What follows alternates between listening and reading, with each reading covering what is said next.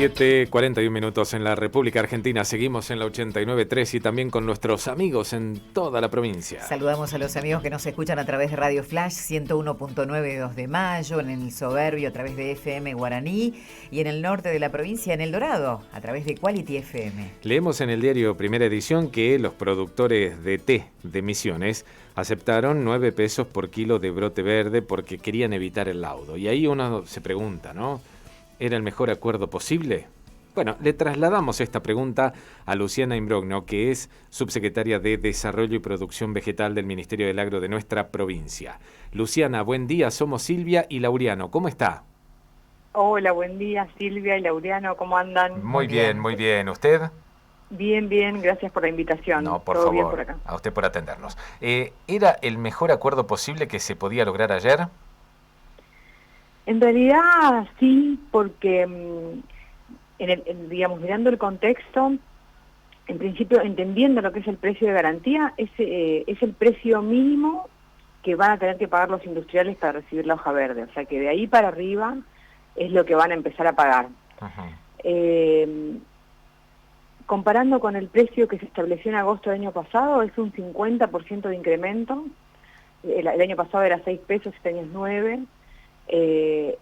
Con lo cual acompañó la inflación, digamos, o sea, para decirlo de gran manera, ¿no? Que acompaña la inflación es algo positivo. Y después el acuerdo que se llegó, que es muy interesante, es que se va a revisar este precio en los próximos meses y se va a actualizar en función del cambio de las distintas variables que componen el precio, ¿no? Si aumenta el costo de producción, si aumenta el dólar exportador, si hay cambios de contexto, ese precio se va a seguir conversando y actualizando. Es un precio para empezar. Yo creo que sí, que está bien. Siempre la industria va a querer pagar menos y que los productores van a querer cobrar más. Eso es la discusión de siempre. Pero si tenemos en cuenta que es un 50% de incremento, digamos, no es un mal aumento del precio. Así que para empezar sabemos que es un precio que más o menos les puede cerrar a todos. Luciana, ¿cuánto pretendían los colonos? Hay distintos grupos y distintas representaciones, ¿no? Algunos estaban en 9.27, otros estaban en 10, otros estaban en 10 y piquito. Algunos llegaron hasta 13, digamos, distintos grupos de productores que hacen sus cálculos, sus costos de producción, sus porcentajes de ganancia. Hay distintas realidades en función de las superficies, ¿no? De la maquinaria, del equipamiento, de los rendimientos. Sobre todo cambia mucho la ganancia en función del rendimiento que tiene el té en la chacra. Sí. Entonces hay algunos tezales que están como mejor manejados, mejor mantenidos, más fertilizados, entonces tienen mucho más rendimiento, entonces te cierra por ahí un precio más bajo, pero porque tenés muchos kilos. Claro. Entonces la realidad es que hay infinitas variables y que cada chacra o cada grupo de productores tiene su verdad, porque no dejan de ser su verdad y su realidad. Entonces, bueno, por eso es tan difícil siempre concertar, y creo que hace no sé cuántos años que no se concertaba el precio, pero fue como muy buena voluntad de todas las partes que participaron este año. También es importante decirlo, se actualizaron las representaciones de las distintas entidades, digamos, hubo nuevos representantes, nuevos grupos de productores representados. Entonces había como mucha gente nueva con ganas de rediscutir y de tirar ideas, y algo que fue muy interesante, que no se vio el año pasado estuvimos muy cerquita de cerrar también, pero bueno, no lo logramos. Pero algo muy interesante es que este año los productores como que condicionaron un poco aceptar el precio de la hoja verde, lo condicionaron al precio del té en rama, como dijeron, bueno, nosotros cerramos, pero a los rameros, a los secretarios de té en rama, también queremos que se acuerde un precio que les cierre a ellos. Entonces hicieron ahí como un bloque entre los productores y los rameros, que estuvo muy bueno, y la industria aceptó la propuesta, porque digamos, la industria era la que tenía que aceptar la propuesta de los productores en lo que fue el precio de té en rama. Por eso se pasó un cuarto intermedio y se terminó ayer la reunión, porque la industria se reunió y finalmente aceptó. Y después, ¿qué otra cosa interesante? Bueno, que también se establecieron parámetros, porque uno dice, bueno, té en rama, ahora va a tener que pagar 65 pesos. Bueno, pero pero el TENRAMA también tiene como un cierto parámetro de calidad. Entonces, en este acuerdo se estableció el parámetro de calidad para pagar el TENRAMA. Por ejemplo, hasta un 15% de contenido de palo. No es lo mismo un TENRAMA sin palo, con 10% de palo, con 20% de palo, son distintas calidades, ¿no?, que después generan un costo adicional en la industria. Entonces, para mí fueron cosas muy positivas. Podés establecer un parámetro de calidad, podés establecer precios de arranque, poder hacer acuerdos para la eventual actualización del precio a medida que avance la zafra. Otra cosa que se discutió y que también es positivo es la fecha de fin de zafra, que también es algo muy controversial últimamente. Entonces, si bien se puso 31 de mayo para el fin de zafra, dijimos, bueno, no, nos reunimos más sobre la fecha, porque con el cambio climático, digamos, con el cambio de las condiciones climáticas, por ahí se puede extender un poco más y se puede sacar alguna cosecha más. Entonces se quedó en revisarlo más sobre la fecha, ver cómo viene el clima y cómo viene la brotación de los cultivos. En vez de decir, bueno, terminamos el 31 de mayo y se terminó, quedó como más abierto todo el diálogo. Para mí fue muy positivo, pero bueno, obvio que los productores seguro van a querer cobrar más, siempre, cualquiera, ¿no? En el té ocurre como en la yerba, que se fija un precio y que después el mercado paga más, o los industriales cumplen hasta ahí con lo que se fija. Bueno, el año pasado pagaron bastante más. Bastante vinculado a la sequía, que hubo por ahí falta de hoja, entonces, bueno, oferta y demanda van equilibrando también eso y se pagó bastante más. O sea, el año pasado se fijó 6.05 en agosto y para enero ya habíamos actualizado el precio a 6.73, porque ya se veía que había poca hoja y que entonces había que pagarla mejor para que le cierre más a los productores. Entonces, bueno, tuve esa actualización a 6.73 y se terminó pagando a fin de zafra a 7.50. O sea que el año pasado sí fue, digamos, como la yerba, entre comillas, porque se pagó más de lo que se había fijado. Bien. Sí. Uno escucha la dirigencia, sobre todo de APAN, me parece que es la que más crítica está, hablando de que muchos productores optan por sacar el té, poner otra cosa, porque no les rinde, porque no es negocio. ¿Cuál es la situación en base a la mirada que tienen ustedes desde el Ministerio? Bueno, esa es una realidad. Nosotros justo este año terminamos de hacer un estudio en donde se identificó que la superficie de té disminuyó casi un 20% en los últimos 6 años. O sea, eso es una realidad innegable. Ahora, cuando los productores tienen muy poca superficie, por ahí 2 hectáreas, 3 hectáreas, si estando lejos de un secadero y no teniendo maquinaria donde por ahí el contratista que hace la cosecha o los servicios, digamos, de cosecha, flete, el contratista ya no llega si están lejos del secadero porque no le cierra el contratista, tiene muy poca superficie, entonces a esos productores no les cierra porque fue cambiando también el contexto, digamos, ¿no? Las plantaciones que van quedando son las que están cerca del secadero por los costos de los fletes, las que tienen más superficie porque los que tienen las maquinarias les cierra más ir a cosechar más superficie que ir a cosechar 2 hectáreas. Entonces es una cosa que se está dando, pero es algo también medio lógico y medio natural, ¿no? O sea, el que está muy lejos y no consigue un contratista que le coseche y tiene muy poca superficie y no le cierra, y sí, vale, lamentablemente le conviene sacar el té y plantar yerba, no sé, por ejemplo. Claro, por ejemplo. Pero sí, es una situación que se da y que es parte también de, no sé, yo no lo veo como dramático, lo veo como que es algo natural que se está dando. Y también hay una realidad, justo antes de que me llamen estaba revisando los datos de exportación. Las exportaciones vienen bajando lentamente, pero vienen bajando desde el año 2016 casi un 15%, ¿no? Yo veía en el año 2016 casi 77.000 toneladas y en el año 2020 66.000 toneladas. Entonces hay una caída lenta de las exportaciones, hay una caída lenta en el precio internacional del té, que ese es un mercado internacional que Argentina no maneja el precio, o sea, no somos fijadores de precios, eso lo fijan en otros países. Entonces, eso también es una realidad. Entonces uno dice, bueno, si caen las ventas de té, las exportaciones, bueno, también es lógico que por ahí la superficie disminuya un poco. Pero me parece que es parte del desarrollo, de la evolución, ¿no? no sé, habrá que analizar casos puntuales, pero bueno, pero esa es la realidad de lo que se está dando, sí, que está disminuyendo la superficie. Luciana, recién mencionabas la cantidad de toneladas que se exportaba. ¿En qué porcentaje de té elaborado se exporta en la Argentina? Y no, se exporta cerca del 95%, o sea, prácticamente todo.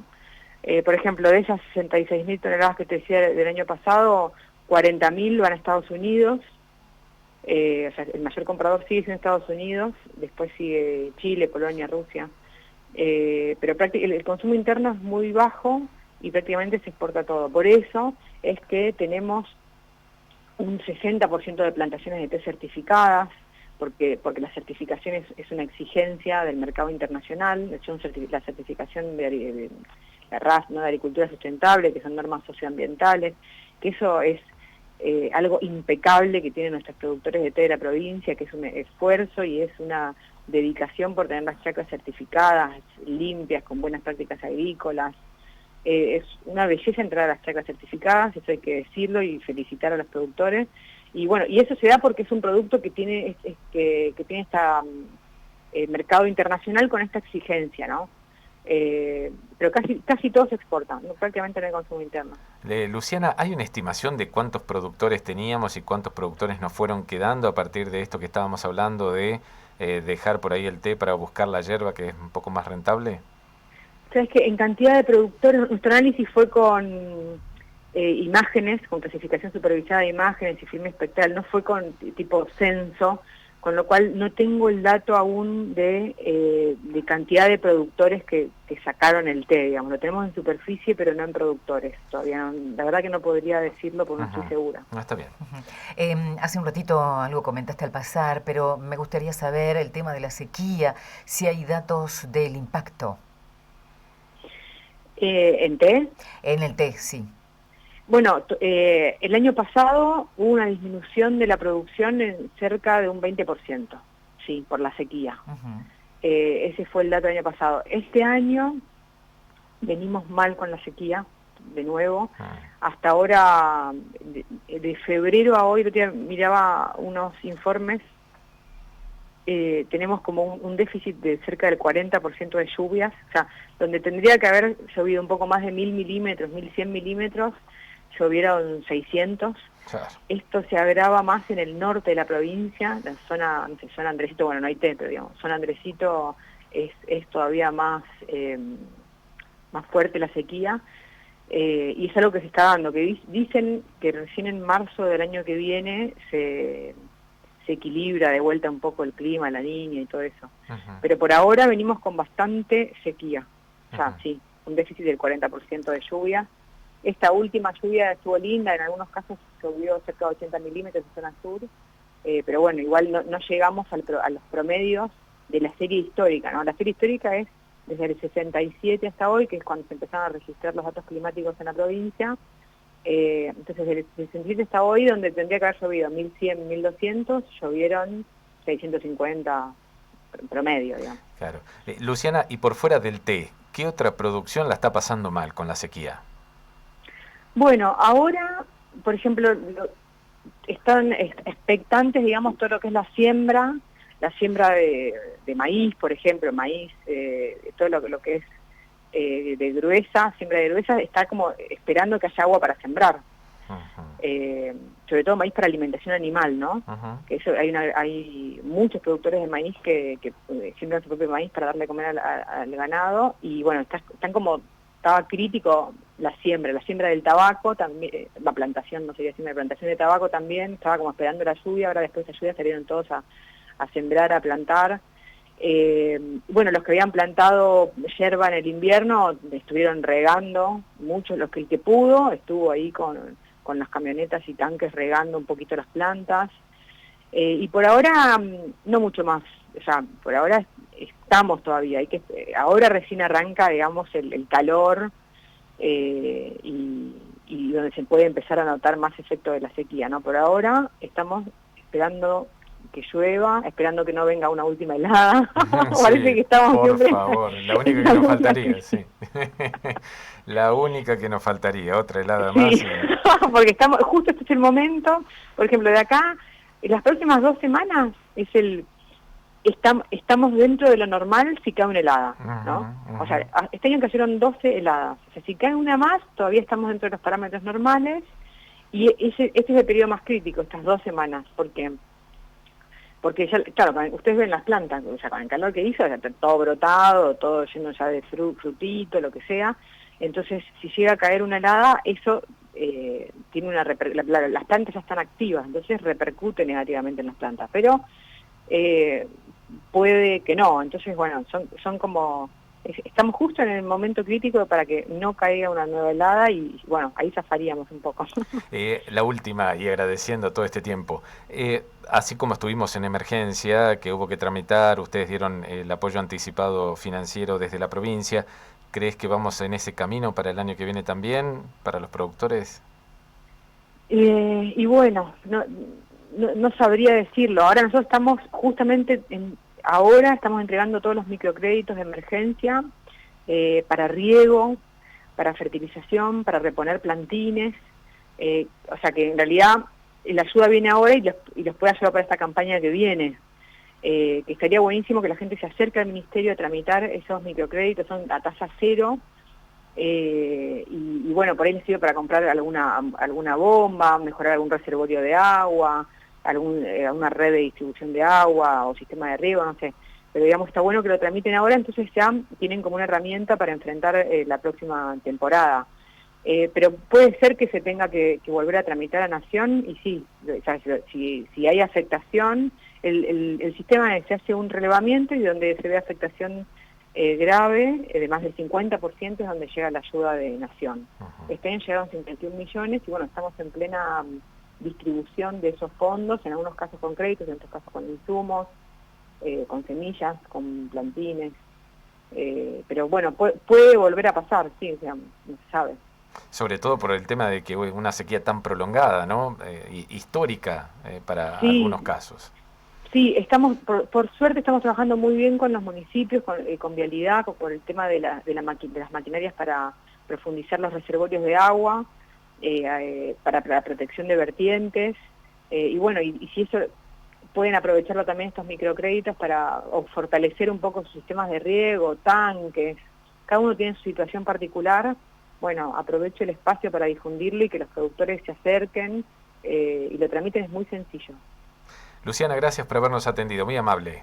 No, de nada, gracias a ustedes por el espacio y que tengan un muy buen día. Igualmente, hasta pronto. Hasta pronto. Luciana Imbrogno, que es subsecretaria de Desarrollo y Producción Vegetal. Hablamos primero del tema del té. Para ella era el acuerdo mejor posible, 50% de incremento en el precio de brote de té verde. Admite que hay distintas realidades entre los productores, por eso también hay desacuerdo en algunos sectores de qué es lo que se acordó. Pero en definitiva dice que además del tema del precio, también se acordaron algunas otras cuestiones que consideró importantes en el ámbito de la concertación entre la industria, los productores y el Estado. Después hablamos de la producción y sí, admite que hay menor superficie, 20% de reducción